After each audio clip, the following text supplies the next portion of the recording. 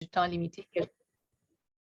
Il n'y a jamais assez de temps pour toutes les questions, mais on va tâcher de répondre autant à des questions qu'on peut jusqu'à environ 12h50.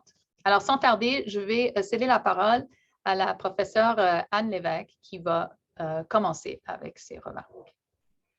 Merci beaucoup, professeur Quaid, pour l'introduction très généreuse. J'aimerais aussi reconnaître que je fais cette présentation à partir du territoire traditionnel et non cédé du fier peuple algonquin. Et un élément important de profiter de cette terre, c'est d'avoir une occasion égale de profiter de cette terre avec ses enfants et ses petits-enfants. Donc, j'appuie aussi les revendications des peuples autochtones pour des services égaux pour leurs enfants et leurs petits-enfants. Donc, ce dont j'aimerais parler aujourd'hui, c'est les ponts et les alliances entre les francophones et les militants pour les droits de la personne. Donc, peut-être je vais commencer avec une mise en garde. Moi, j'aborde cette perspective, cette question avec un background de droit de la personne. Je ne suis pas du tout experte en droit linguistique. Je suis franco-albertaine, par contre. Donc, j'ai vécu toute ma vie hors Québec. Et je trouve ça curieux. Ce que je vois, c'est en droit linguistique, je vois souvent qu'on pourrait beaucoup bénéficier d'une analyse de droit de la personne. Et de l'autre côté, je vois dans mon domaine d'expertise, les droits de la personne, je trouve que les droits linguistiques, c'est souvent un angle mort. Donc, ce que je cherche à faire, c'est commencer une discussion par rapport à des possibilités de ponts et d'alliances. Donc, d'abord, les droits de la personne. Et je vais parler surtout d'une étude que je mène avec deux étudiantes absolument brillantes, Chloé Maisonneuve, qui vient aussi de mon petit village dans le nord de l'Alberta, et Sarah-Claude Lecuyer. Et on a regardé ensemble les rapports des commissaires aux langues officielles et aux services en français pour voir, je vais vous en parler plus longuement, mais je vais baser ma présentation sur cette étude. Mais ce que je vois en droit linguistique législatif, c'est que même des concepts de base là, en droit de la personne et en droit de protection des minorités ne sont pas appliqués. Donc, le premier, c'est quand on parle de droit des minorités, de discrimination, normalement, le point de départ, c'est qu'il faut nommer, identifier les sources d'oppression. Et ça, aucun commissaire qui est censé défendre les minorités linguistiques au Canada le fait.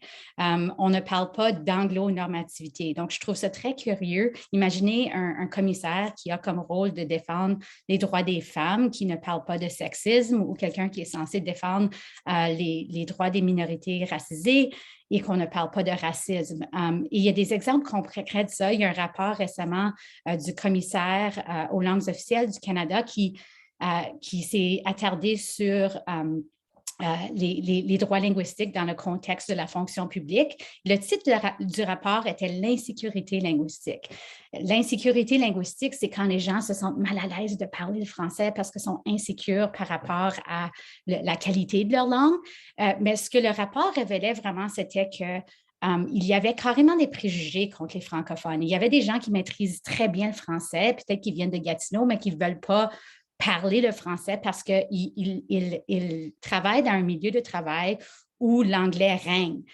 Donc, les solutions que le commissaire proposait étaient vraiment parce qu'il ne nommait pas l'anglo-dominance comme la source du problème, il proposait des solutions qui cherchaient vraiment à individualiser le problème et blâmer la victime. Il disait que les fonctionnaires devraient être plus motivés pour parler le français. Et encore une fois, quand on parle d'oppression systémique d'une minorité, on ne devrait jamais blâmer les victimes. On devrait vraiment s'attaquer aux sources de la discrimination et tenter de les éliminer. L'autre chose, un autre exemple peut-être je pourrais donner aussi, c'est la commissaire actuelle en Ontario sur les services en français, qui a une analyse assez simpliste de la protection des droits de la minorité francophone. Récemment, elle a publié une boussole pour vérifier s'il y a eu une violation de droits linguistiques. C'est comme un checklist de 4 éléments. Encore une fois, imaginons si quelqu'un prétend de vouloir s'attaquer au racisme au Canada avec une checklist de 4 critères. C'est assez de base et une analyse très simpliste de la protection des minorités. Un des critères, c'est si les francophones ont un service équivalent, donc un critère qui incorpore en fait, l'égalité formelle comme indicateur de s'il y a eu une violation d'un droit linguistique. Pour moi, vraiment, il faut nommer l'anglonormativité et regarder vraiment aux sources de la discrimination et des violations. Un autre exemple, et ça, c'est vraiment le sujet de mon étude récente avec Chloé et Sarah, c'est encore un élément de base en droit de la personne, c'est quand on vise à protéger une minorité, on regarde aussi souvent et surtout d'abord aux membres des groupes les plus marginalisés dans cette minorité. Donc, c'est presque cliché en droit international quand on se présente devant un comité onusien là, qui vise à protéger les femmes, les enfants, les minorités raciales. On se pose toujours la question, comment est-ce que cette forme de discrimination se manifeste pour les groupes intersectionnels au sein de cette communauté, les personnes handicapées, les personnes vivant dans des régions rurales, les jeunes, les personnes âgées, les personnes transgenres. C'est la question de base. C'est ça, j'enseigne ça le premier cours de mon cours d'introduction de droit de la personne.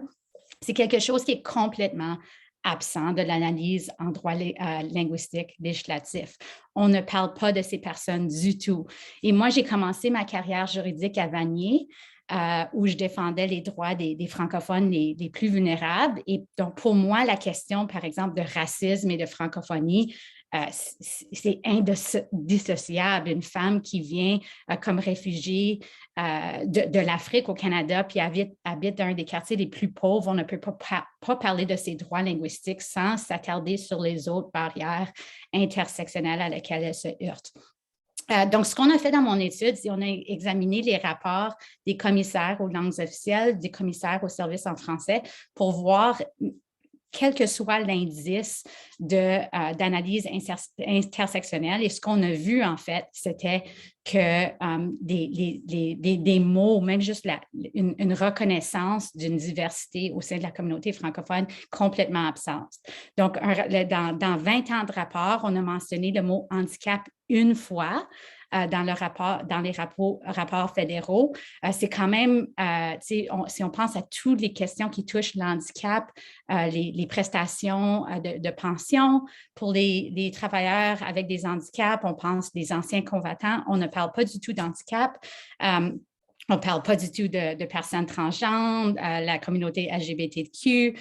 Femmes, on parle parfois, je pense qu'il y a comme 20 mentions de femmes dans 20 ans de rapport, mais on n'a pas une analyse genrée. Donc, on dit que, par exemple, une plaignante était une femme, mais il n'y a pas une analyse genrée. Puis même quand les questions, selon moi, qui sont très genrées, se posent directement au commissaire, on ignore ces dimensions-là. Un exemple, c'était, il y avait une plainte de la part de femmes francophones des Prairies qui disaient qu'elles se sentaient doublement discriminées parce qu'elles devaient fournir des services sociaux qui n'étaient pas disponibles en anglais, en français. Elles devaient essentiellement jouer le rôle d'État. Donc, ça aurait été une occasion idéale pour faire une analyse intersectionnelle de comment la langue et le genre peuvent interagir pour créer une forme de discrimination vraiment unique pour les femmes francophones hors Québec.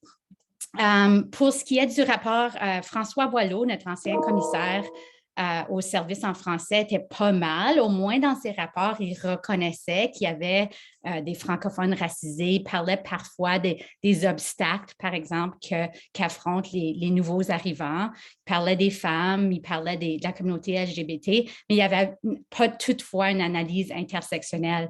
Un exemple, c'est il parlait d'une formation qui a été offerte à des intervenantes qui travaillent dans la lutte contre la violence faite aux femmes. La formation a été offerte en français et il a observé, elles ont été bien traitées comme femmes et comme francophones, comme si c'était deux facettes différentes, alors que pour moi, être traitée bien comme femme et francophone, c'est juste une chose. Je ne peux pas bien être traitée comme francophone et pas être bien traitée comme femme. Je suis une personne. Et ça, c'est vraiment clé à l'analyse de l'intersectionnalité.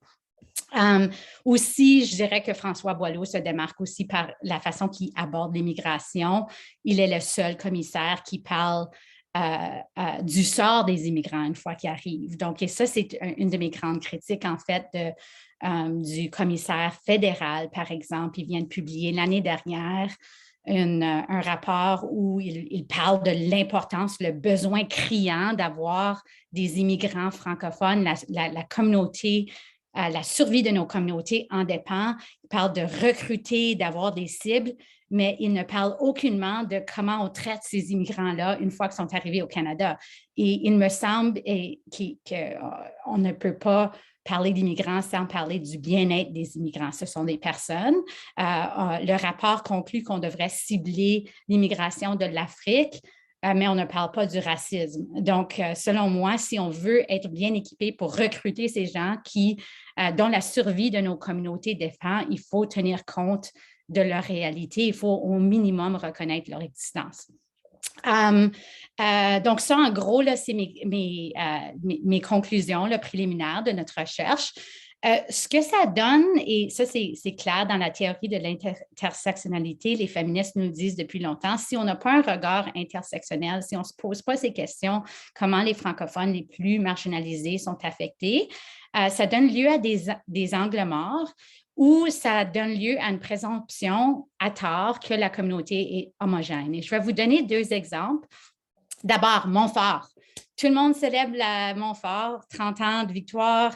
C'est le combat dont tous les Franco-ontariens sont plus fiers. Il n'y a pas d'avortement à Montfort. Donc, selon moi, Montfort, c'est un très bon hôpital pour les Franco-ontariens. Ce n'est pas un hôpital pour les Franco-ontariennes. 1 sur 3 des femmes franco-ontariennes vont avoir besoin d'un avortement dans leur vie. C'est un service médical protégé par la Charte. Le Canada finance dans sa politique étrangère des avortements et des services d'avortement à l'étranger et la minorité de langues officielles au Canada n'a pas accès à des avortements en Ontario, dans la capitale nationale. C'est inadmissible. Donc, un angle mort. Un autre angle mort important, l'entente sur les tiers pays sûrs. Donc, c'est une entente que le Canada conclut avec les États-Unis qui fait en sorte que les gens, les demandeurs d'asile qui viennent au Canada par l'entremise des États-Unis sont refoulés automatiquement s'ils sont venus par les États-Unis.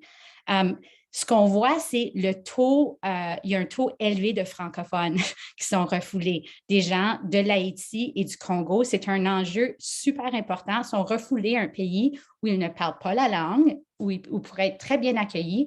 Encore une fois, je l'ai dit, la survie de nos communautés francophones hors Québec dépend de l'immigration canadienne, mais il n'y a pas eu une plainte faite au commissaire aux langues officielles par rapport à l'entente sur les tiers pays sûrs.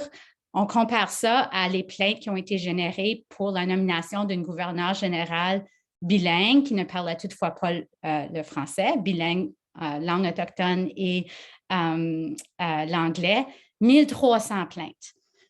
Donc, selon moi, je ne veux pas me prononcer sur le bien fondé d'une plainte ou de l'autre, mais je trouve ça problématique qu'on semble très prêt à mobiliser les droits linguistiques législatifs pour s'attaquer à un gain ne serait-ce symbolique de la communauté autochtone, mais pour défendre les francophones les plus marginales, il y a vraiment un silence complet. Dans d'autres situations, ce qu'on a observé, c'est que et ça, c'est documenté, les féministes intersectionnelles nous disent souvent, c'est si on n'a pas un lancé intersectionnel, on va présumer à tort que la communauté est homogène et parfois on va prendre des positions qui, en fait, nuisent à la majorité des francophones qui se heurtent à d'autres défis intersectionnels. Les femmes sont 50%, les personnes avec les handicaps sont à peu près 30%, la communauté LGBT, les francophones racisés. Les francophones intersectionnels, doublement minoritaires, comment on veut les appeler, sont majoritaires, en fait, dans cette communauté. Mais il y a plusieurs exemples où, en fait, les droits linguistiques sont utilisés pour miner les droits d'autres minorités. Un exemple, je pense au programme de contestation judiciaire, quand il a été coupé par le gouvernement Harper en 2006. Donc, à l'origine, le programme finançait les droits d'égalité et les droits linguistiques. La communauté francophone s'est mobilisée pour faire un litige contre le gouvernement du Canada, une demande de contrôle judiciaire pour contester la coupure du programme. des groupes d'égalité ont tenté d'intervenir. La Fédération des communautés francophones et acadiennes n'a pas appuyé cette intervention et en fait a signé une entente avec le gouvernement Harper pour créer un programme qui finançait uniquement les droits linguistiques et aucun financement pour les droits d'égalité. Donc, si on adopte le point de vue que les francophones, c'est un groupe homogène, c'est une entente très favorable, mais si on tient compte de la diversité au sein de la communauté, on réalise que, en fait, la plupart des francophones hors Québec auraient bénéficié grandement de ce financement pour l'article 15. On voit que le manquement d'une optique ou une lentille intersectionnelle a fait qu'un groupe francophone a en fait pris une position qui nuit à la majorité de leurs membres à cause de cet angle mort. Donc, de l'autre côté, donc, je vais arrêter de parler de droits linguistiques, je vais parler un peu des droits de la personne au Canada. Et de ce côté-là, il y a aussi un angle mort. On ne parle pas du tout de droits linguistiques ou de la minorité francophone.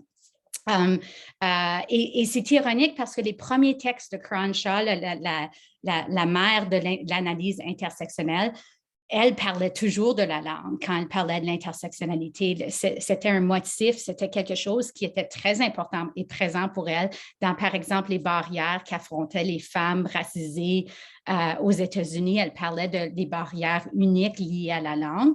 Toutefois, quand on regarde ce que, par exemple, la Commission des droits de la personne de l'Ontario, son travail, à ma connaissance, il n'y a jamais eu, présentement, il n'y a pas de commissaire qui parle le français. Il y a un comité consultatif, aucun francophone dans le comité consultatif. Politique de discrimination fondée sur la langue qui date de 1996. J'avais 15 ans. Donc, aucun travail vraiment. Et en fait, récemment, la Commission des droits de la personne de l'Ontario a mené une étude sur le droit à la lecture où elle a examiné le manquement d'accommodement pour les enfants avec la dyslexie dans les conseils scolaires et elle n'a consulté aucun conseil scolaire francophone. On regarde aussi le travail des groupes féministes hors Québec, canadiens, anglais, là, qui prétendent des groupes canadiens, en fait. On regarde l'Institut canadien de recherche féministe, un travail sur l'intersectionnalité. Elle nomme environ 25 formes de domination. On parle de pauvreté, on parle de race, on parle de lieu d'origine, on ne parle pas de langue. Donc, moi, ce qui me préoccupe, c'est que les francophones les plus marginalisés se trouvent ignorés par, d'un côté, les droits linguistiques législatifs et de l'autre côté, les droits de la personne. Et j'aimerais entamer cette conversation pour qu'on puisse la communauté francophone, plus s'attarder sur le sort de ces communautés. Ça devrait en fait être la première question qu'on se pose quand on tente de présenter une revendication en vertu d'une loi des droits linguistiques. Donc, c'est ça. Merci beaucoup, Anne Lévesque. C'était vraiment très enrichissant d'entendre cette conversation entre deux domaines qui ont besoin de communiquer plus et que les bénéfices, d'après votre description, c'est tellement apparent que ça a besoin d'être fait. Alors, c'était vraiment très enrichissant de vous entendre. Là, je vais passer la parole à Madame Chouinard et qui va nous parler plus particulièrement sur les promesses et défis d'un Canada multinational pour l'égalité linguistique. Madame Chouinard. Merci beaucoup. Bonjour à tous et à toutes. Bonne avant-dernière journée du mois de la francophonie. J'aimerais commencer par remercier la doyenne Marie-Ève Sylvestre de l'invitation à me joindre à vous aujourd'hui. C'est toujours un grand plaisir de revenir, même de façon virtuelle, à mon alma mater. Je détiens mon doctorat de l'Université d'Ottawa, de l'École d'études politiques. Et c'est toujours aussi un grand plaisir d'être en aussi bonne compagnie qu'auprès des professeurs Lévesque et Pelletier. J'aimerais prendre un moment pour reconnaître que le territoire où je me trouve aujourd'hui, à Toronto, est depuis des milliers d'années le territoire ancestral des Mississauga du Crédit, du peuple Sénéca et du peuple Huron-Wendat. Ce territoire est aujourd'hui un lieu de rencontres et d'échanges importants entre plusieurs peuples autochtones et c'est un privilège de pouvoir vivre sur ces terres à leur côté.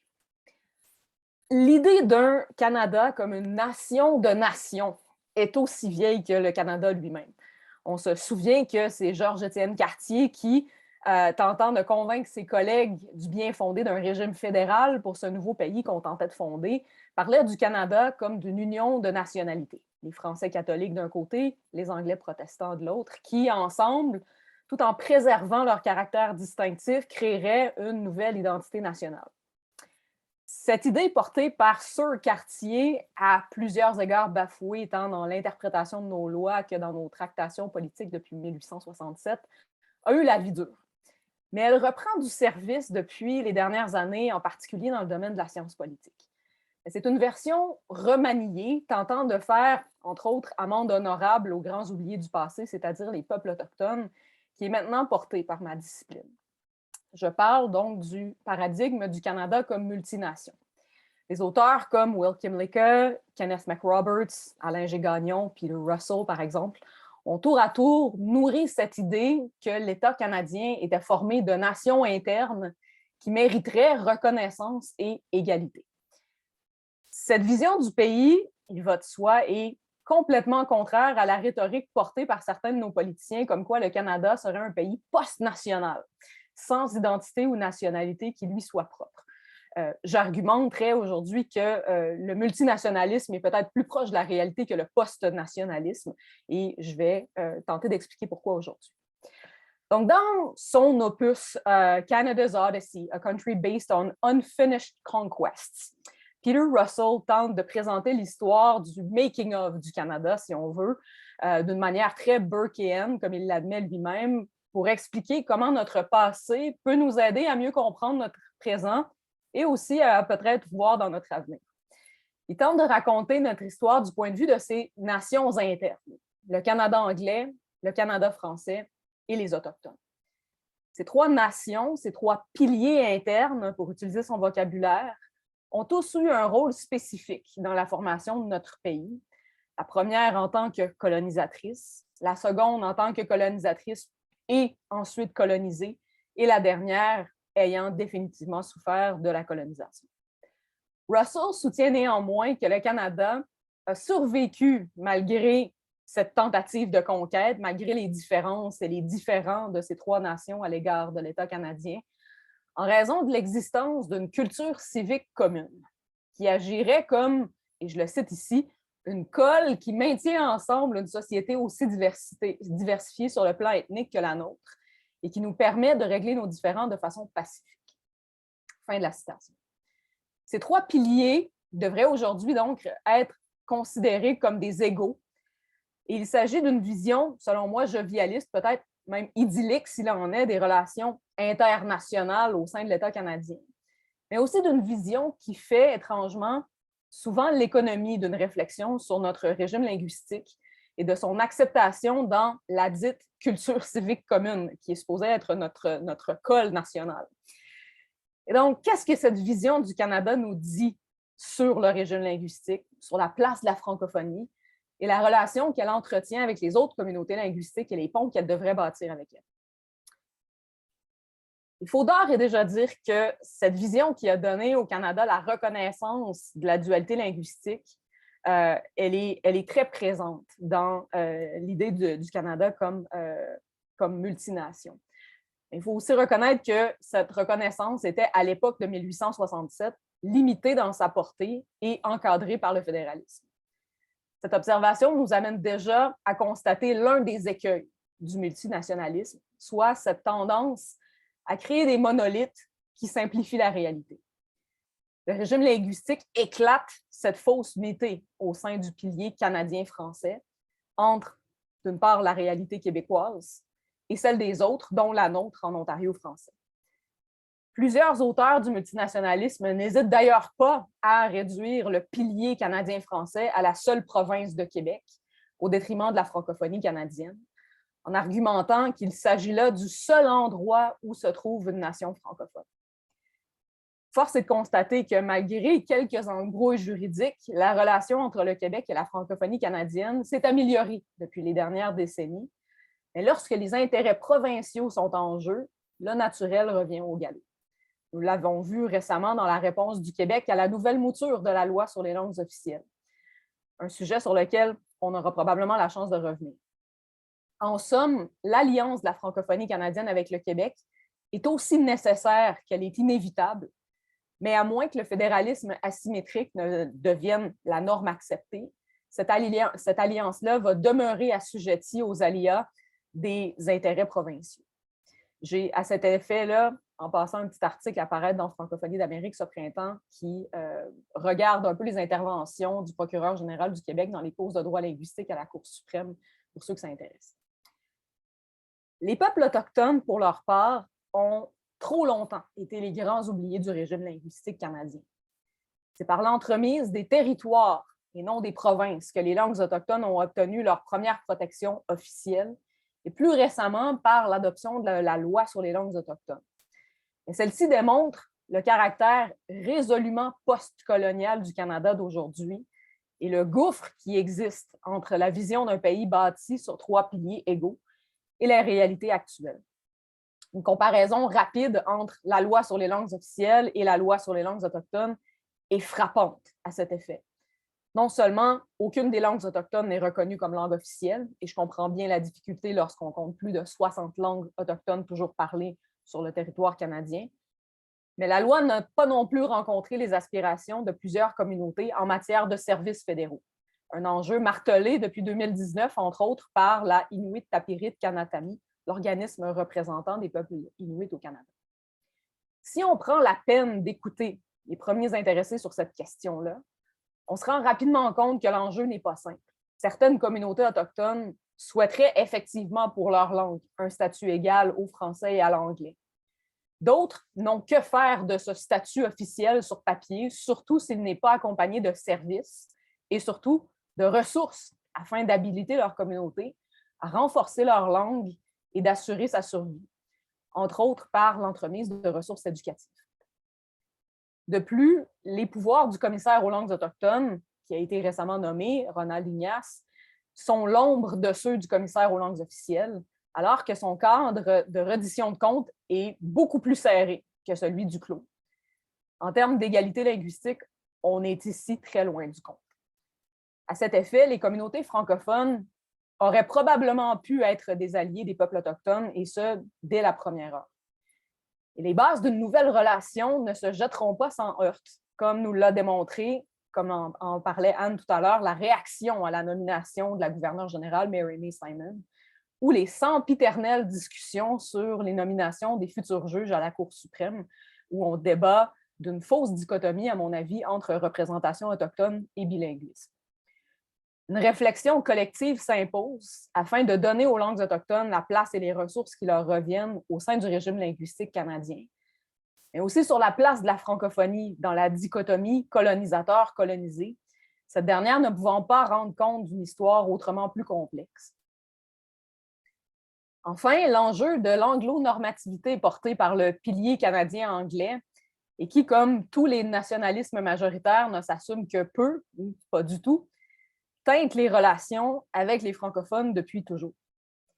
Certes, le discours a bien changé depuis les années 1860, à point tel que d'une francophobie ouverte, parfois xénophobe, on en est aujourd'hui à avoir une partie importante de la population anglophone qui appuie ouvertement le bilinguisme officiel. Néanmoins, on voit toujours poindre des relents de francophobie ici et là, en particulier lors de crises ou en contexte économique difficile, où ce principe fondamental est souvent dépeint aujourd'hui comme un luxe plutôt que comme une pierre d'assise des politiques publiques canadiennes. Une certaine frange de la population anglophone, peut-être de mauvaise foi, semble aussi faire les choux gras des revendications linguistiques des peuples autochtones afin de remettre en question la place du français au pays. Une autre façon de maintenir l'anglo-normativité par la porte d'en arrière au détriment des langues minoritaires au pays. Un autre défaut de la vision du multinationalisme qui est porté par la majorité, c'est la cristallisation des piliers canadiens, français et autochtones d'un point de vue historique. Seul le pilier anglophone pourrait être lieu d'accueil et d'intégration des nouveaux arrivants. C'est une vision qui semble parfois être partagée par le gouvernement actuel, si on en croit les actions récentes du ministère de l'Immigration et de la Citoyenneté à l'égard de l'accueil des étudiants de la francophonie internationale dans nos institutions. Or, année après année, les sondages démontrent que les nouveaux arrivants au Canada, même ceux qui n'ont pas le français comme langue parlée, ont en majorité une attitude très favorable envers les langues officielles et le fait français au pays. Le bilinguisme officiel est pour plusieurs d'entre eux le témoignage d'une société tolérante de la diversité.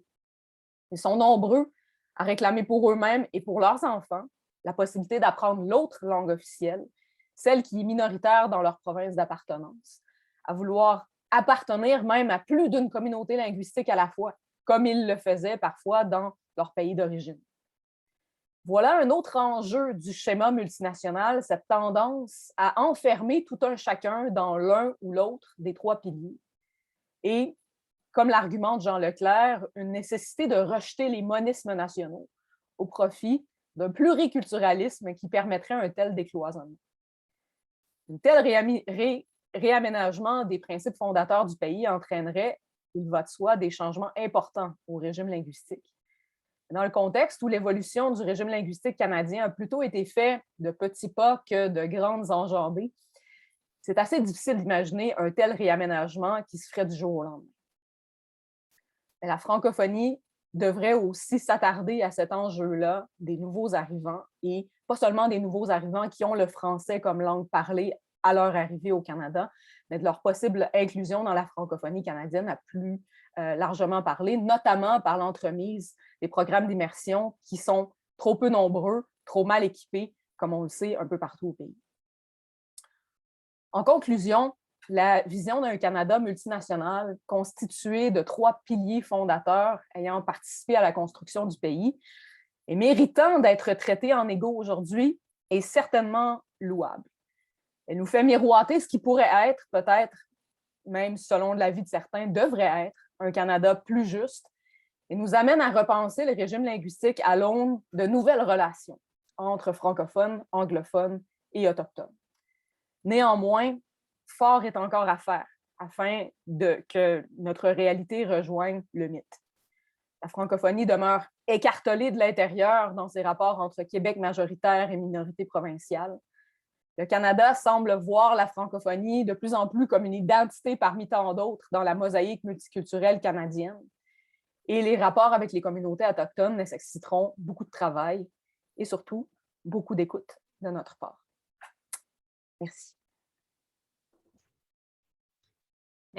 Merci Stéphanie Chouinard pour ces remarques encore une fois très éclairantes qui jettent un regard, je pense, essentiel sur le débat, de reconnaître que nous sommes toujours un pays en évolution et qu'il faut aussi en tenir compte dans nos discussions sur en quoi consiste le débat ou les débats à faire. Et je pense que vos remarques sont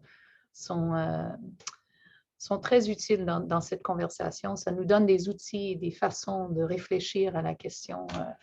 C'est très intéressant. Alors maintenant, je demanderai à Benoît Pelletier de nous offrir ses remarques, peut-être avec un peu un regard justement de la province du Québec, parce que là, nos deux autres intervenantes ont eu la perspective quand même de personnes qui voient la réalité à l'extérieur du Québec. Mais en tout cas, je ne compterai pas à commenter uniquement dans ce contexte-là, mais sans tarder, c'est à vous, Benoît. Merci beaucoup. Vous me permettrez dans un premier temps de remercier Marie-Ève, Jennifer et également Sophie Fréchette et tous les autres qui ont organisé cet événement qui marque, en fin de compte, comme on l'a dit, la fin, ou presque, du mois de la francophonie. Cette question, ce thème des ponts et des alliances au sein de la francophonie canadienne, j'ai l'intention de l'aborder sous deux angles. D'abord sous un angle juridique et puis sous un angle politique. Et puis, lorsque je l'aborderai sous l'angle politique, ce sera surtout mon expérience comme ancien ministre de la francophonie canadienne au sein du gouvernement du Québec finalement qui m'inspirera ou sur laquelle je me reposerai.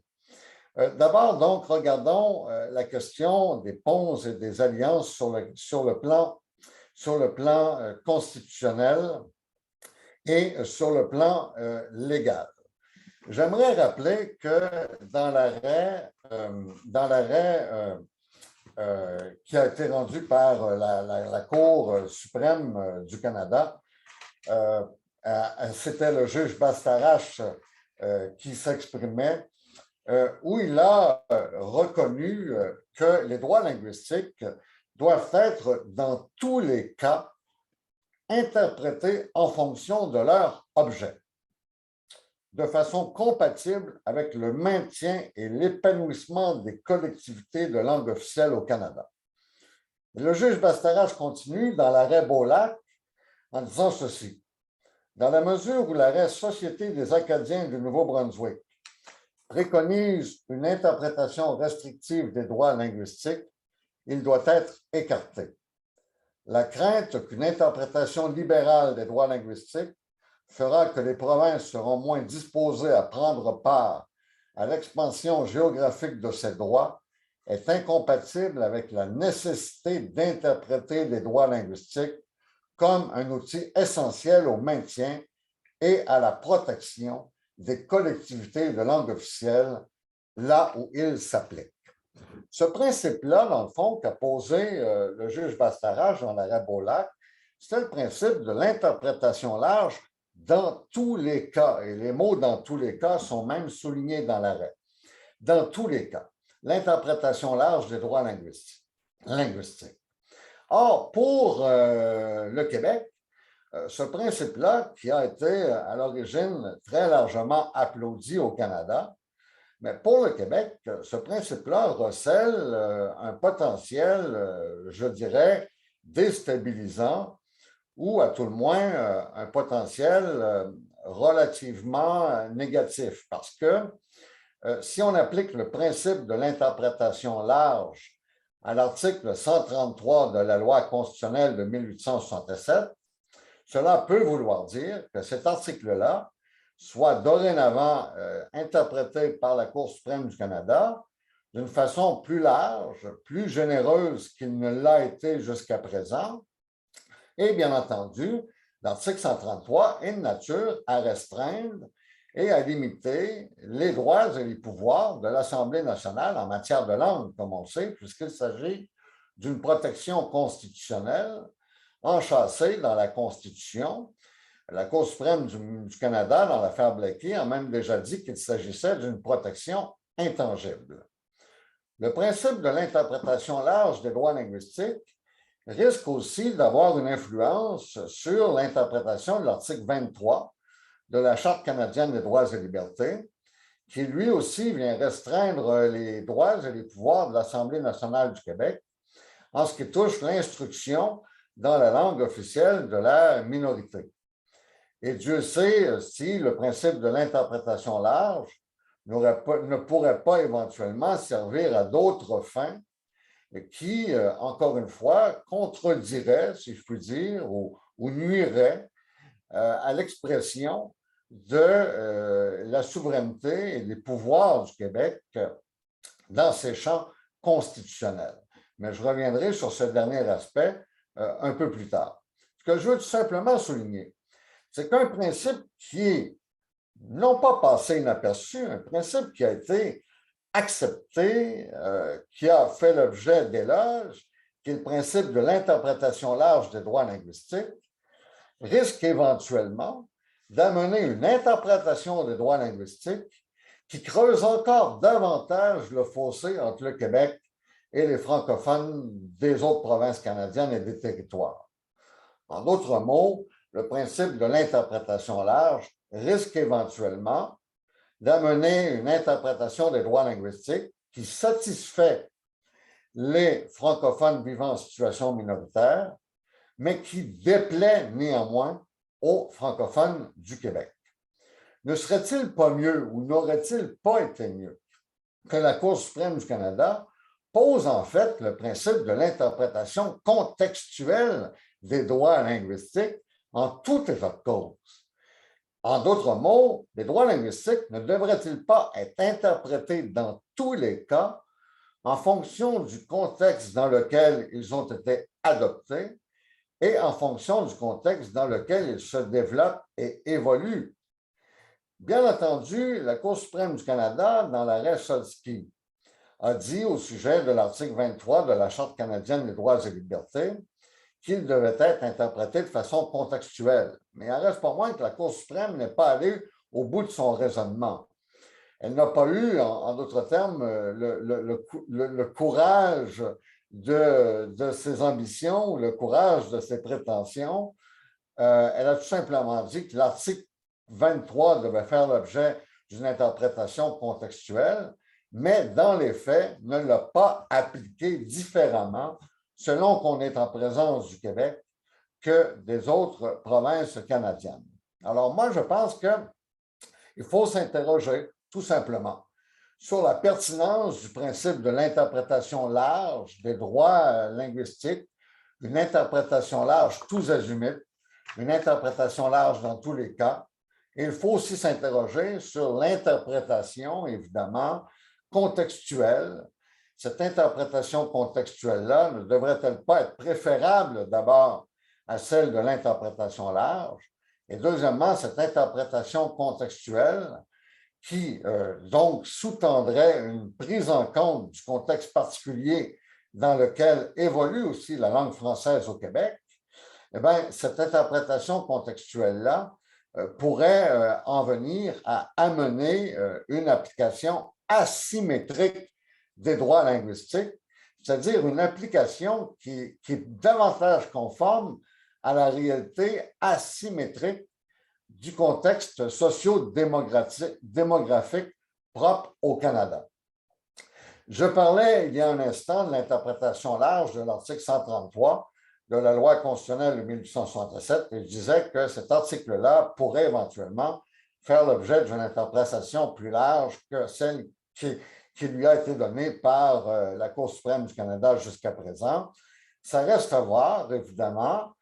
On ne sait pas jusqu'où le principe sous-jacent de la protection des minorités jouera en faveur d'une interprétation plus large encore de l'article 133. Mais il n'en reste pas moins que si l'article 133 faisait l'objet d'une telle interprétation large, eh bien, ça risquerait de finalement miner un certain nombre de dispositions du projet de loi 96 qui est actuellement sous examen par l'Assemblée nationale du Québec. Ce projet de loi 96 sera éventuellement, évidemment, contesté devant les tribunaux. Et là, se posera la grande question de savoir quelle interprétation, cette fois, la Cour suprême du Canada voudra bien donner à l'article 133. Mais il est tout à fait possible que l'interprétation de l'article 133 soit nourrie par le principe sous-jacent de la protection des minorités et soit nourrie aussi par le principe de l'indépendance judiciaire, qui est aussi un principe constitutionnel sous-jacent. Et le principe de l'indépendance judiciaire, joint au principe de, finalement, la protection des minorités, pourrait amener une interprétation de l'article 133 qui, si elle ne mine pas l'ensemble des dispositions du projet de loi 96, pourrait tout événement miner les dispositions du projet de loi 96 qui ont trait à la langue des lois et à la langue de la justice. Alors, pour le moment, ce ne sont évidemment que de pures hypothèses, mais revenons sur l'article 23, si vous voulez bien, de la Charte canadienne des droits et libertés. J'ai noté que dans l'arrêt du Conseil scolaire francophone de la Colombie-Britannique contre Colombie-Britannique, j'ai noté que la Cour suprême du Canada a dit que parce que l'article 23 échappait à la portée de l'article 33, la clause non-obstant, de la Charte canadienne des droits et libertés, qu'il devait faire l'objet d'une mesure ou d'un critère de justification plus sévère que les autres droits et libertés de la Charte canadienne des droits et libertés, ce qui est un raisonnement particulièrement étonnant, parce qu'au contraire, on pourrait s'attendre à ce que les droits et libertés qui sont couverts par la clause non-obstant fassent l'objet d'une application de dispositions justificatives plus sévères que les autres en raison du fait que nous sommes en présence de droits et libertés à l'égard desquels le Parlement ou les parlements auront la possibilité d'avoir le dernier mot. Alors donc, en d'autres mots, il y a là une interprétation dans l'arrêt Conseil scolaire francophone de la Colombie-Britannique de l'article 23 de la Charte canadienne des droits et libertés et du fait qu'il échappe au périmètre de l'article 33 en matière de clause non-obstant. Il y a là une interprétation qui me semble douteuse. Je voulais tout simplement le souligner. Là aussi, on peut être en présence d'une interprétation qui éventuellement nourrit encore davantage le fossé, creuse encore davantage le fossé entre le Québec et les francophones vivant en situation minoritaire. Pour aborder très brièvement maintenant la question politique, et j'aurai l'occasion d'y revenir si vous le souhaitez lors de la période de questions et d'échanges et de discussions entre nous, mais je voulais tout simplement mentionner ceci. C'est évident que dans une perspective québécoise, les politiciens québécois ont un regard qui se porte sur le Québec et n'ont pas tendance à prendre en compte les intérêts de ceux et celles qui ne sont pas des électeurs québécois. En d'autres mots, quand on fait de la politique, ben, très souvent, c'est avec le but, le dessein, l'idéal, même dans certains cas, de servir son électorat. Alors, quand on est politicien au Québec, les francophones vivant en situation minoritaire ne font pas partie de l'électorat et je dirais qu'ils ne font pas partie des préoccupations quotidiennes, des préoccupations constantes des politiciens du Québec. Mais il n'en reste pas moins que je me souviens très bien quand j'ai présenté au caucus et au cabinet des ministres ce qui allait devenir la politique du Québec en matière de francophonie canadienne en 2006. Je me souviens très bien de l'enthousiasme de tous mes collègues. Un enthousiasme ressenti profondément, un enthousiasme véritable.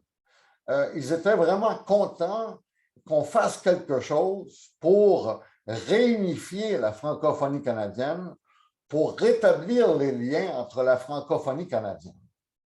Et la philosophie qui m'animait, moi, à ce moment-là, c'était de faire en sorte que le Québec s'inclue dans la francophonie canadienne. Vous allez dire, c'est une évidence, mais en fait, ça ne l'était pas. Parce que avec les États généraux sur le Canada français, qui a eu lieu à la fin des années 1960 au Québec, ben, il y a eu une rupture des liens entre le Québec et le reste de la francophonie canadienne. Rupture des liens qui a fait que le Québec a refusé par la suite de s'identifier comme partenaire de la francophonie canadienne, refusant même de jouer un rôle actif au sein du Conseil fédéral provincial des ministres de la francophonie canadienne. Le Québec n'avait qu'un rôle d'observateur, figurez-vous, au sein de ce conseil. Alors, ce n'était pas normal, évidemment, mais ça résultait du fait que le Québec ne voulait pas souscrire à l'idée d'une francophonie canadienne réunie, unifiée, dont il serait un partenaire à part entière, dont il serait un partenaire en pleine égalité avec les autres, sans condescendance, sans paternalisme. Alors, il a fallu, en quelque sorte, changer la philosophie, la motivation derrière la relation entre le Québec et le reste de la francophonie canadienne. Et ça nous a, à ce moment-là, amené, je termine avec cela, ça nous a, à ce moment-là, amené non seulement à adopter la politique à l'époque, qui vient d'être remplacée il y a une semaine, mais qui a duré au-delà de 15 ans, la politique du Québec en matière de francophonie canadienne, le Centre de la francophonie des Amériques, qui existe toujours et qui est une institution très active.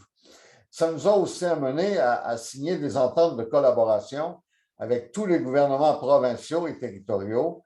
Et je vais vous dire bien franchement, quand j'ai quitté la politique, j'avais une ambition qui n'a jamais été réalisée parce que j'ai justement quitté et puis je n'ai pas pu poursuivre avec cette ambition. mais c'était d'avoir une entente de collaboration Ottawa-Québec en matière de francophonie canadienne. Trop souvent, ces gouvernements-là, du Québec et du Canada, sont en opposition en matière de francophonie canadienne, sont des rivaux en matière de francophonie canadienne. Moi, j'espère hautement que le jour viendra où ils seront de fiers collaborateurs l'un et l'autre.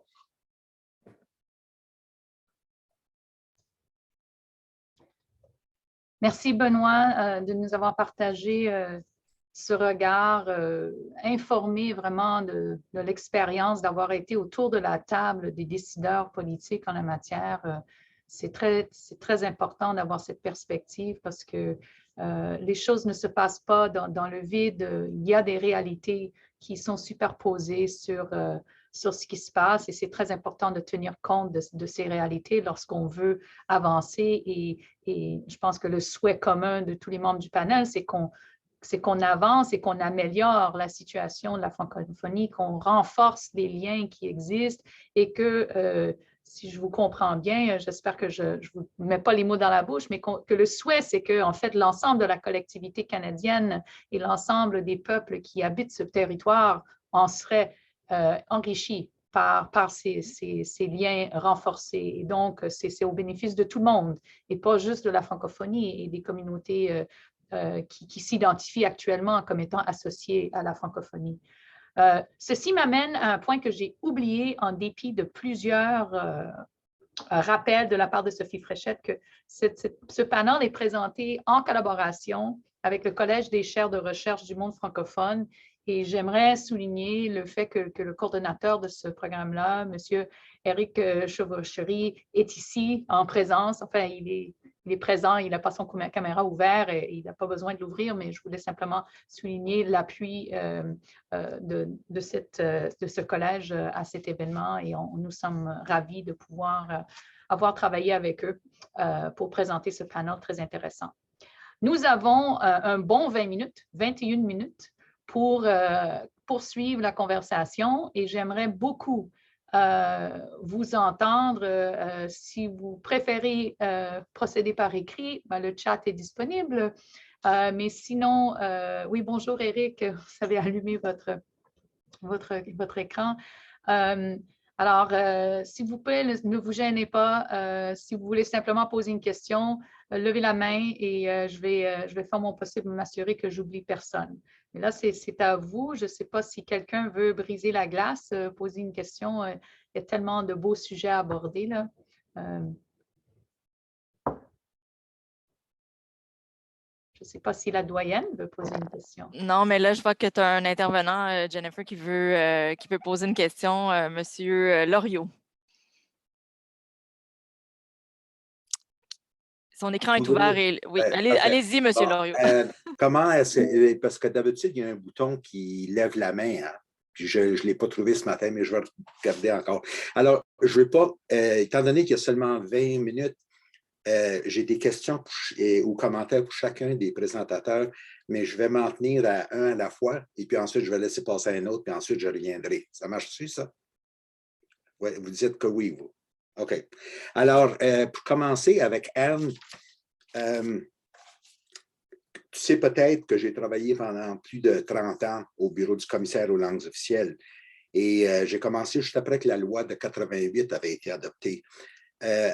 Au début, un des problèmes qui existait, et je suis certain que ça existe encore aujourd'hui, c'est la question de le rôle de la Commission des droits de la personne puis le rôle du commissaire aux langues officielles. Et lorsqu'on recevait des plaintes qui touchaient la discrimination contre les francophones, la Commission des droits de la personne disait « Ah, ça a affaire avec le français, c'est le commissaire qui doit s'occuper de ça. » Puis nous autres, quand on recevait la plainte, on disait ben, ça a affaire avec les droits de la personne, alors ça devrait être la Commission des droits de la personne qui enquête. Et ce qui arrivait, c'est que ça tombait presque toujours entre les chaises parce que personne ne voulait le toucher. Un des problèmes dans ça, c'est qu'on avait mal défini qu'est-ce que c'est qui était race et ethnicité. Et ce que j'essayais d'expliquer souvent quand j'en parlais, moi, l'ethnicité francophone dans l'Ouest, c'est l'élément canadien-français. Je suis de l'Alberta, alors quand je parle, c'est mon bagage, ça. mais d'abord, on ne comprenait pas qu'est-ce que c'est que c'était. Puis des enquêtes pour le racisme ou la discrimination ou l'intimidation, ceux qui ont travaillé dans le domaine des droits de la personne savent que c'est beaucoup plus nuancé puis beaucoup plus compliqué. Et c'est mon impression, moi, que ça faisait peur au commissaire aux langues officielles, au commissariat aux langues officielles. Et on n'a pas voulu aborder. Alors, c'est une espèce de droits qui ont été marginalisés à cause de ça. Et ce qui s'est produit, c'est qu'on a rarement enquêté. J'avais fait une enquête, moi, sur discrimination contre un soldat de la base militaire de Cold Lake en 1988. Et puis, à ma connaissance, c'était la seule que le commissariat a fait parce qu'il y avait une insécurité par rapport à enquêter dans ces domaines-là. Ce qui est arrivé en fin de compte, c'est que le plaignant a eu raison et son superviseur a eu une démotion puis il a été transféré à Halifax. Alors, c'est certain que ça peut produire des résultats, mais il faut vouloir, ce sont de longues enquêtes et puis faut avoir les yeux clairs parce que souvent, les enquêteurs peuvent se faire intimider aussi. Pour ce qui est d'immigration, un des problèmes que je vois, moi, c'est les sociétés d'accueil. Quand on parle d'immigration francophone puis sociétés d'accueil, on parle du Québec. Et les communautés francophones à l'extérieur du Québec, on leur met la poudre aux yeux avec les cibles, disant ben, c'est ça qui va résoudre votre problème d'immigration, mais on ne leur donne pas les outils pour pouvoir recevoir les immigrants francophones et les intégrer à une communauté, une société francophone. Alors ça, c'est un problème.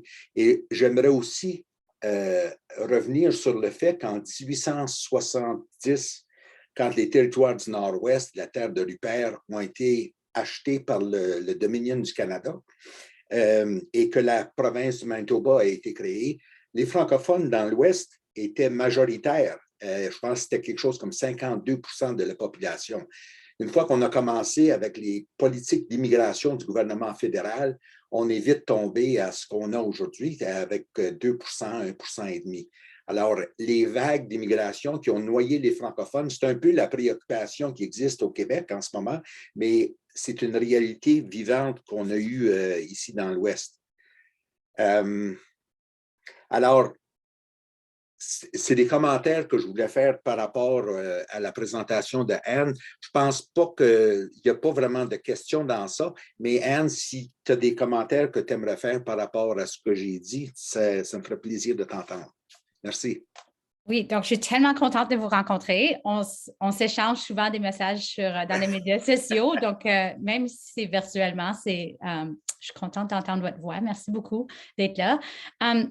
Donc, pour ce qui est de, c'est ça, il y a la Commission des droits de la personne et je crois que c'est juste le Québec et le Yukon où la langue est énumérée comme motif de discrimination. Donc, de façon générale, les commissions des droits de la personne, parfois, ils ont des politiques sur la langue, mais ils ne s'attardent pas là, sur l'anglo-normativité.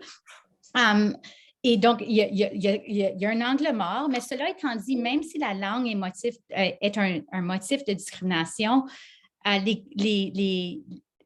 ceux qui s'adhèrent à la théorie de l'intersectionnalité critiquent même les lois sur les droits de la personne parce qu'on a des catégories distinctes d'identité. Donc, ça l'encourage les gens de voir, OK, as-tu été victime de discrimination sur ta race ou basé sur ton genre? Même si c'est intégré, c'est une forme de discrimination unique. C'est ça l'intersectionnalité.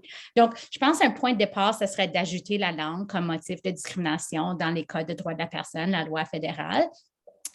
Mais je pense au minimum, même si le commissaire aux langues officielles, le commissaire aux services en français, son mandat, c'est spécifique à la langue, mais il n'y a rien qui empêche de porter un regard intersectionnel. Les formulaires devraient dire « Êtes-vous une femme? Est-ce qu'il y a d'autres facettes de votre identité qui auraient pu affecter les conséquences de la violation de droits linguistiques. » Moi, je trouve ça que de ne pas voir le mot femme, de ne pas voir parler de transgenre, comme on est 2022, là, puis le gouvernement du Canada fait une analyse basée sur le genre de toutes ces politiques. Pourquoi les commissaires qui sont censés défendre nos droits ne le font pas? Récemment, j'ai attendu le commissaire aux langues officielles à la radio, puis on lui a posé la question, bien, je lis tes rapports, puis tu parles toujours de la GRC, puis Air Canada, puis c'est vrai, il parle juste des questions qui préoccupent les personnes blanches à revenus élevés, puis des hommes. Moi, je veux entendre parler des réfugiés, je veux entendre parler des anciens combattants, je veux entendre parler des francophones avec les handicaps. Quelle est leur situation?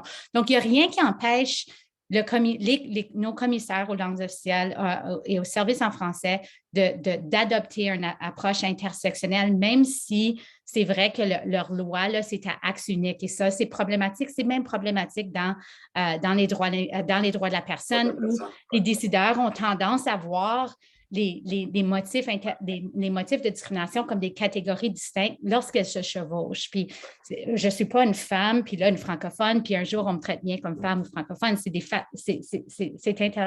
intersectionnel et c'est connecté. Et aussi la façon qu'on aborde la question. Donc, un exemple que je trouve c'est très frappant, c'est l'accès à la justice. Donc, année après année, le commissaire au service en français parle d'accès à la justice, commissaire aux langues officielles, on parle de juge de la Cour suprême. Il y a 80 appels qui s'entendent à la Cour suprême par année. Moi, je pense des tribunaux administratifs. Le tribunal de droit de la personne de l'Ontario actuellement, il n'y a pas de membres francophones. Donc, les francophones qui sont victimes de discrimination, mes anciens clients à Vanier, qui sont des personnes racisées, des réfugiés, des mères monoparentales, s'ils sont victimes de discrimination, il n'y a personne qui peut entendre leur plainte. La Commission de la location immobilière entend 80 000 requêtes par année.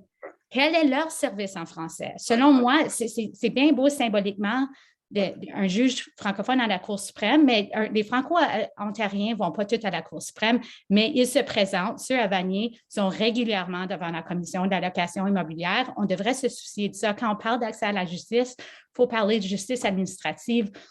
La justice est des francophones les plus vulnérables. Puis, il n'y a pas de membre. Actuellement, il n'y a pas de membre qui peut entendre des causes du tribunal de droit de la personne de l'Ontario. La Commission de la location immobilière, les loyers sont en train d'augmenter avec l'inflation. Les propriétaires font des requêtes pour augmenter les taux. Quels sont les services en français? Il y a des médiateurs dans les régions rurales où c'est très difficile d'avoir des services en français. On devrait se pencher sur ces questions. Et un regard intersectionnel obligerait les commissaires de le faire. Merci.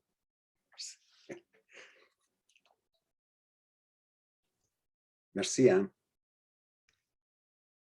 Pour le moment, je ne vois pas d'autres questions. Alors, si vous voulez poursuivre, M. Loriot, soyez... OK. Alors, je passe à Stéphanie. Les Autochtones. Je ne sais pas si c'est toi, Stéphanie, ou M. Pelletier qui avait fait le commentaire que quand on considère une nation francophone au Canada, on considère seulement le Québec parce qu'ils ont un territoire défini. Cependant, au Canada, pour les Autochtones, il y a 630 Premières Nations autochtones au Canada, sans compter les Métis, sans compter les Inuits. Si on dit que c'est parce qu'ils ont toutes des réserves, je reviens à répondre que 70% de ces gens-là ne sont plus sur les réserves, ils vivent dans les centres urbains. Maintenant, ce qu'on commence à voir dans les villes, dans les centres urbains, c'est ce qu'ils appellent les urban reserves, des réserves urbaines qui ont un lien avec les réserves à l'extérieur. Alors, le gouvernement fédéral est en train de trouver des modèles pour assurer que le concept de nation chez les Autochtones ait un lien avec leur présence dans les centres urbains. J'entends ça, moi je regarde à ça, puis je me dis, moi, ben, comment est-ce que c'est tellement différent ça, du concept d'un Québec comme nation avec des satellites dans chacune des provinces pour les francophones hors Québec? Je ne suis pas un expert dans ce domaine-là, mais il me semble, moi, qu'il y a peut-être des modèles que le gouvernement est en train de développer avec les Autochtones qui pourraient être applicables aux communautés francophones. L'autre chose aussi, on dit souvent, quand ça vient pour les droits des francophones, au Québec, ils prennent les droits linguistiques vraiment au sérieux. Et puis, à l'extérieur du Québec, on dirait que c'est vraiment pas important. Alors, c'est certain que s'il y a des enjeux qui sont décidés par les cours, suprême, à titre d'exemple, le Québec va réagir parce qu'eux autres, ils disent, bon, mais comment que ça va affecter la mise en œuvre chez nous? Dans les autres provinces, eux autres, c'est pas mal, who cares? You know, on ne joue pas le même jeu entre la province du Québec et leur minorité linguistique et les autres provinces à l'extérieur du Québec.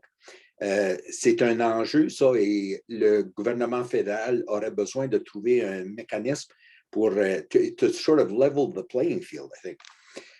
Aussi, le gouvernement fédéral utilise souvent le concept là, de juridiction fédérale et juridiction provinciale. Puis quand ça vient aux francophones, ils ne peuvent pas intervenir dans la juridiction provinciale. Cependant, quand ça vient aux Autochtones en milieu urbain, là, c'est correct que les provinces sont correctes avec ça. Puis il y a des ententes qui sont possibles avec les Autochtones, mais qui ne seraient pas possibles avec les francophones dans les centres urbains. Alors, je vois ça, moi, comme un parallèle. Le fédéral, quand ça vient aux francophones, ils disent qu'ils ne veulent pas s'impliquer, mais ils s'impliquent quand ça vient aux Autochtones.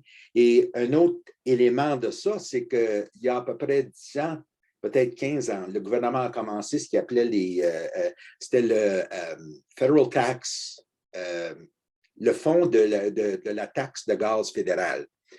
Puis là, il y avait des ententes qui ont fait directement avec les municipalités, le gouvernement fédéral puis les municipalités. Le financement passe par la province, mais ce sont des ententes directement avec les municipalités. Ça existe toujours, ça. Ils viennent de changer le nom du programme. Mais si le gouvernement fédéral peut intervenir sur le champ provincial puis aller parler directement aux municipalités, pourquoi est-ce qu'il ne pourrait pas faire ça pour parler directement aux communautés francophones? Et si on revient sur, je mentionnais tantôt là, que le droit de nation des Autochtones, on reconnaissait le fait qu'ils ont un terrain avec la réserve.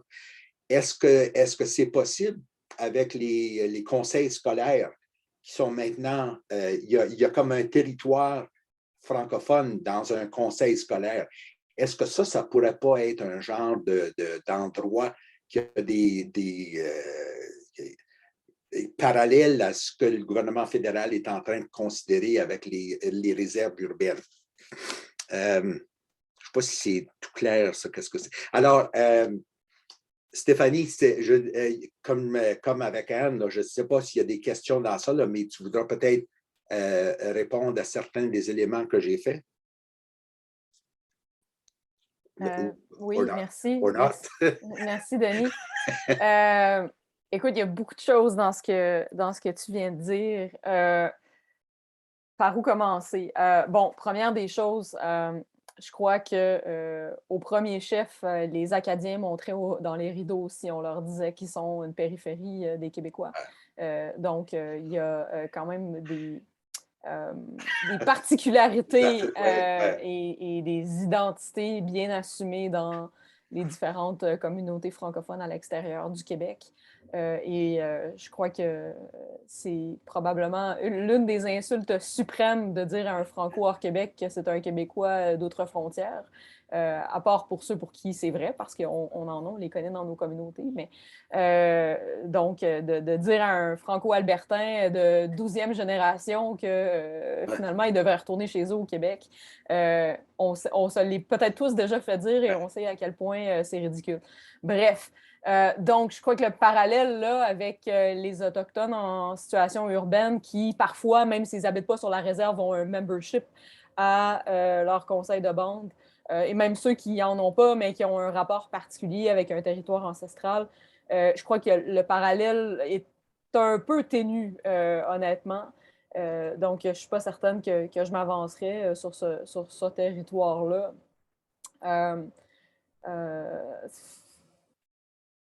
Oui, je pense que je vais m'arrêter là. Je vois que le temps file. Okay.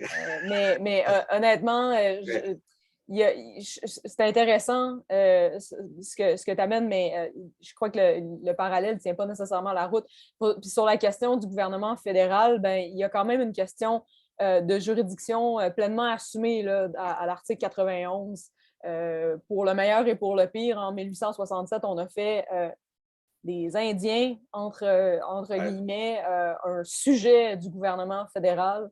Ce n'était pas du tout le cas dans la question linguistique, qui est une compétence, comme tu sais, qui est une compétence accessoire. Donc, encore là, le parallèle ne peut pas vraiment se faire. Ce que je dirais, par contre, c'est que c'est faux de dire que le gouvernement fédéral n'investit pas dans les domaines de compétences provinciales. On peut regarder toutes les ententes bilatérales en matière d'éducation en langue minoritaire, par exemple, auxquelles le gouvernement fédéral participe. Comme prime exemple, je pense que le fédéral, lorsqu'il le veut, utilise son pouvoir de dépenser à cet escient-là. Donc, je vais arrêter là. OK. Merci. Merci, Stéphanie. Là, il reste 3 minutes. Alors, peut-être une question pour Benoît Pelletier, mais posée peut-être plus rapidement, juste pour lui permettre le temps de répondre. Si vous en avez. Sinon, je vais donner l'honneur à quelqu'un d'autre. Si quelqu'un d'autre veut poser une question, je ne veux pas tout prendre le temps des questions, là. On dirait que les gens sont assez... Ah, Madame Canaan, vous voulez poser une question? Allez-y. Bonjour. Moi, j'aimerais juste peut-être entendre le professeur Pelletier sur son opinion sur la décision de la Cour suprême quant à la justification de l'article 23.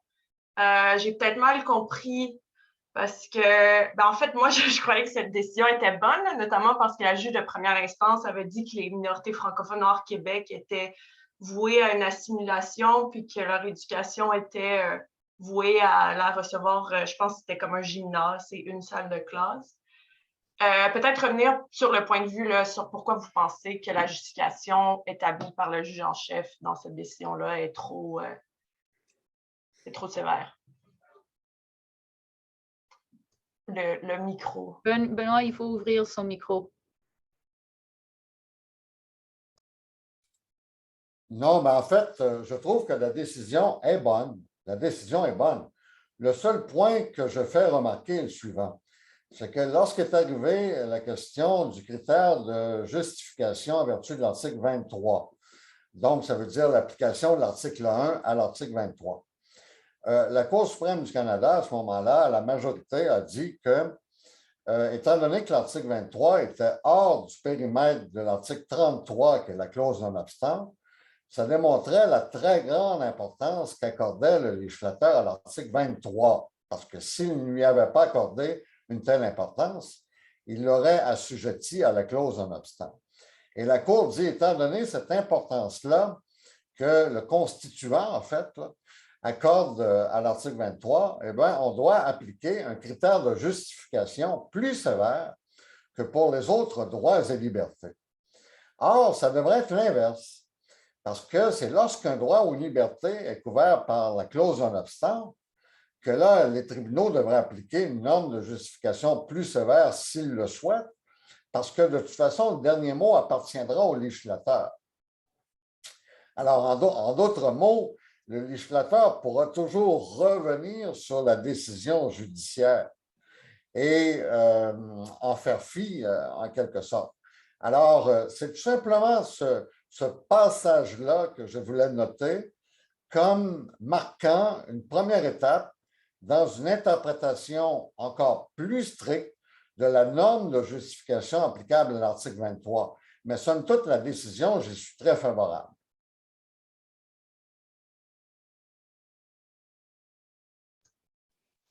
Là, le privilège de la doyenne se fait exercer. Alors, non, mais 50, mais je lui cède la parole. Je voulais juste, en fait, c'était même pas une question, je ne veux pas relancer le débat, mais je voulais juste peut-être pas avoir nécessairement le mot de la fin, mais dire à quel point les 3 présentations vraiment nous ont permis d'identifier à quel point sur le plan structurel, on avait créé des silos, on a créé des divisions, des oppositions. Je pense que c'était évident dans la présentation de Anne puis dans les commentaires de Denis là, sur la façon dont la Commission des droits de la personne, le commissaire aux langues officielles ont été créés de façon indépendante et séparée. La même chose au niveau de la présentation de Stéphanie, la façon dont on présente la dualité linguistique et non pas toute la complexité linguistique au Canada, et dans la présentation de Benoît aussi dans l'interprétation que fait la Cour suprême des droits linguistiques. Donc vraiment, je pense que c'est vraiment impérieux d'avoir une complexification de cette analyse-là une compréhension de l'hétérogénéité des communautés francophones et de la francophonie au Canada. Puis, je pense qu'il faut continuer à explorer les causes structurelles là, qui permettent de maintenir ces silos et ces oppositions, de diviser pour, pour mieux régner, là, diraient certains. Donc, merci beaucoup aux trois panélistes là, pour avoir mis ça de façon très claire, en tout cas, je pense, pour moi, mais certainement pour d'autres aussi. Merci aux organisateurs. Je vais quand même juste dire le mot de la fin là, pour enchaîner sur ce qu'a dit Marie-Ève. Je pense que ça souligne l'importance de la collaboration en recherche, l'importance d'avoir une ouverture d'esprit sur les domaines connexes à ce qu'on étudie, de toujours, en fait, revenir sur nos analyses et d'accepter qu'on est toujours en évolution. Et je pense que j'ai trouvé fascinant, vraiment. C'était une grande ouverture d'esprit pour moi là, de voir comment ces questions se dessinent et se redessinent et l'importance de continuer à poursuivre, à trouver des solutions. Parce qu'au bout du compte, je pense que c'est très important de se rappeler que ces droits-là ne sont pas là pour être discutés de manière abstraite. C'est des vrais droits avec des vraies conséquences et c'est pour ça qu'on les tient à cœur et c'est pour ça qu'on travaille à les réaliser, à les concrétiser de manière juste et équitable. Alors, je remercie chaleureusement les trois panélistes, Benoît Pelletier, Stéphanie Chouinard et Anne Lévesque. J'ai vraiment apprécié la section, vous remercie aussi, et au nom du Collège des chaires de recherche du monde francophone aussi. Merci beaucoup, c'était vraiment très, très, très apprécié de vos interventions aujourd'hui. Bonne journée à tous et à toutes.